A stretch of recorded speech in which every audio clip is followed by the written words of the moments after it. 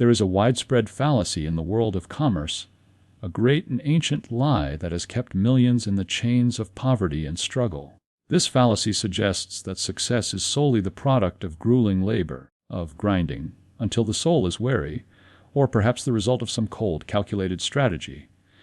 Many believe that prosperity is a matter of luck, or perhaps a gift reserved for a few chosen favorites of destiny. He discovered that money and business are not merely material concerns. They are not governed by the laws of hard work alone. Instead, they are governed by something much deeper, something that connects directly with the spiritual laws of the universe. When someone is struggling financially, when the bills pile up and the business doors seem to be closing, it is not because some distant God wants them to suffer. It is not a punishment. It is simply because they have not yet learned to use the greatest power that exists, the power of thought. Prosperity is not a miracle. It is not an accident. Prosperity is a law. It is a spiritual law as natural and as certain as the law of gravity. If you drop a stone, it falls. If you align your mind with the consciousness of abundance, wealth must follow. It is an inevitability of the divine mind. Emmet Fox taught us that the universe is not a collection of things, but a collection of ideas. Your business is an idea. Your bank account is an idea. If the idea is limited, the manifestation is limited. If the idea is expansive and divine, the manifestation becomes a flood of opportunity. You must understand this. The universe is a mirror. It can only give back to you what you first give to it in your consciousness. If you walk through the world feeling like a victim of the economy, if you talk about hard times and scarce resources, the universe has no choice but to agree with you. It says, yes, for you, times are hard. There is a specific way to speak to the infinite that activates the law of abundance immediately. This is not taught in the hallowed halls of universities. You will not find it in the standard, business manuals. Emmet Fox discovered this secret by stripping away the dogma of religion and looking at the practical, scientific application of the teachings of Jesus. He proved, with hundreds of documented cases, that when a person stops asking for money and starts recognizing the divine source of all supply, the material world begins to rearrange itself. Think of a man named Luis. He was 42 years old, standing in the middle of his empty mechanic shop in Guadalajara. The grease on his hands was the only thing he had left. His savings were gone. His debts were a mountain he couldn't climb. Every night he cried out, "Why me? Why do others prosper while I starve?" Luis was asking as a beggar. He was focusing on the empty shop, and thus he was creating more emptiness. It was only when he encountered the works of Fox that he realized his error. He learned that he didn't need to beg God for a contract.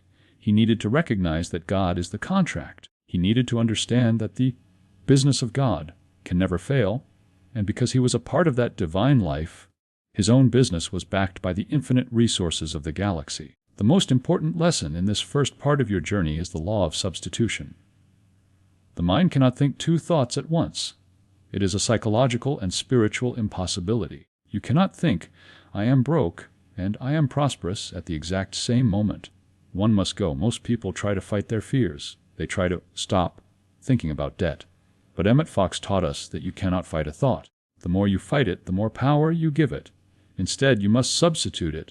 When the thought of "I can't pay this" arises, you do not argue with it.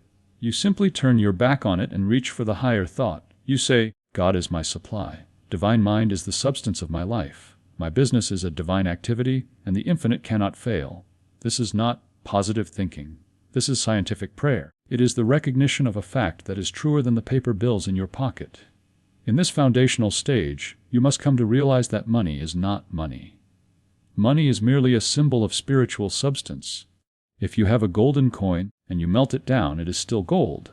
If you take your business and strip away the walls and the computers, what remains is the service and the idea. That is the spiritual substance, a very slow divine mind. The source of all that is not out there in the clouds. It is the very life force flowing through your hands right now. It is the intelligence that brings customers to your door. It is the creativity that solves problems. If you feel separated from this source, you will feel the cold of the wilderness.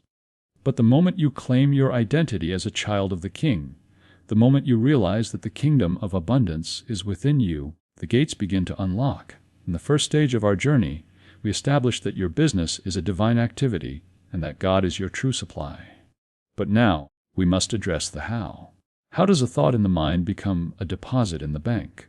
How does a spiritual realization turn into a thriving storefront or a successful contract? Emmet Fox taught that between the invisible world of spirit and the visible world of matter, there is a bridge. That bridge is the metaphysical treatment. To transform your business from a place of struggle into a triumph, you must use scientific prayer. This is not the pleading of a beggar. It is not a religious ritual performed out of duty. It is the realization of a sovereign. It is the conscious movement of the mind to align itself with the truth. The treatment for prosperity consists of 3 indispensable elements that the world ignores. If you miss even one of these, your results will be limited or delayed. The first pillar is recognition. You must acknowledge that the mind of God is the only real substance in existence.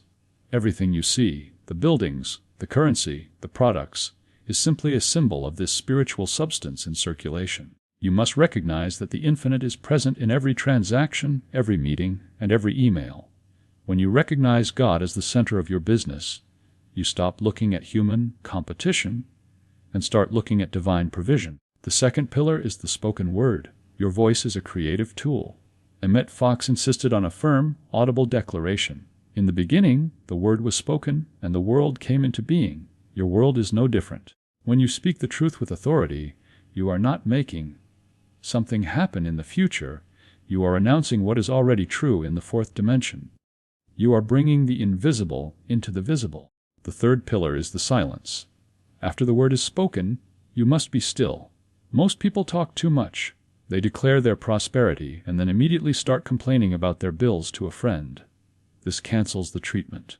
In the quietude following your prayer, the seed of your prosperity germinates. You must protect that silence like a gardener protects a fragile sprout. To align your consciousness with the infinite, you must claim your territory before the world claims your attention. You cannot expect to win the day if you begin it by checking the news or looking at your debts.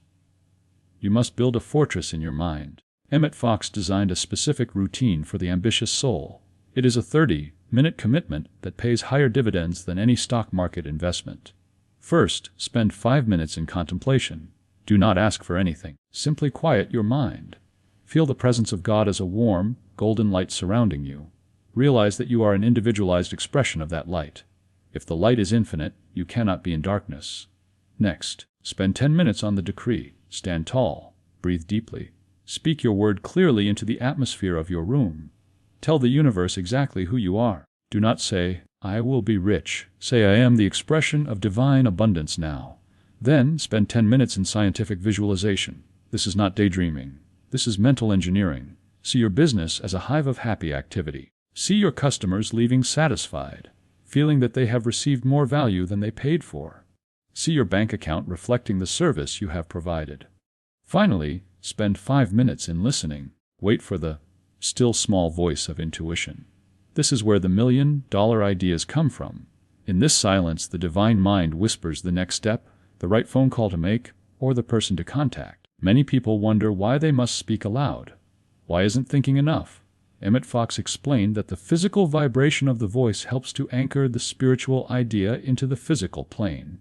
It bridges the gap. When you speak a truth aloud, you are commanding your subconscious mind to accept it as a reality. Recall the story of Victoria in Mexico City. She didn't just think about her store's success.